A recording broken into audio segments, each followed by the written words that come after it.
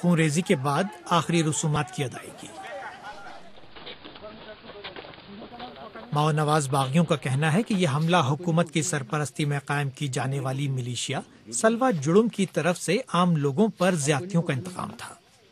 مرنے والوں میں سلوا جڑم کے بانی اور کئی سرکردہ کانگریسی رہنما شامل تھے۔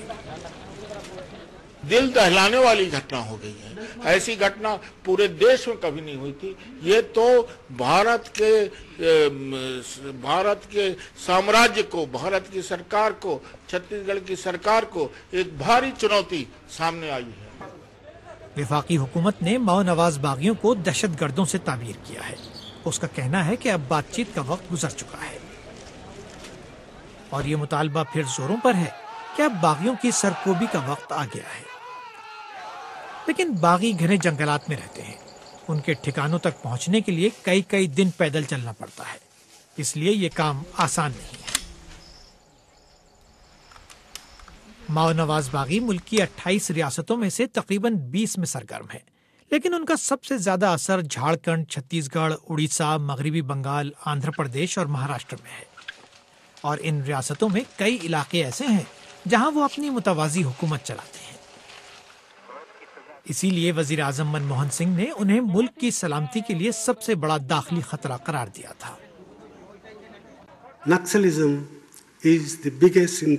ملک کی سلامتی کے لیے یہ سب سے بڑا داخلی خطرہ ہے، اور یہ کہنا درست نہیں ہوگا کہ اس خطرے کی سنگین نوعیت کو سمجھنے میں ہم سے کوتاہی ہوئی ہے۔ ماؤ نوازوں کی تحریک 1967 میں مغربی بنگال کے نکسل باڑی گاؤں سے شروع ہوئی تھی، اور محرومی کے احساس کی وجہ سے جلدی ہی غریبوں میں مقبول ہو گئی۔ باغیوں کا دعویٰ ہے کہ وہ پسماندہ طبقات کو ان کا حق دلوانے کے لیے جدوجہد کر رہے ہیں۔ وہ جمہوریت میں یقین نہیں رکھتے، لہٰذا وہ مسلح تحریک کے ذریعے حکومت کا تختہ پلٹنا چاہتے ہیں۔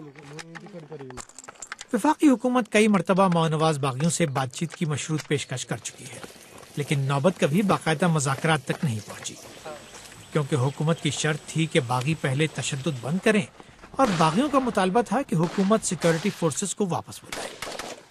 مانا جاتا ہے کہ باغیوں کے خلاف کارروائی میں 80,000 سے زیادہ سیکورٹی اہلکار حصہ لے رہے ہیں۔ اس حملے کے بعد وفاقی حکومت کے سامنے راستہ اور تنگ ہو گیا ہے، کیونکہ اس مرتبہ نشانے پر خود اس کے رہنما تھے۔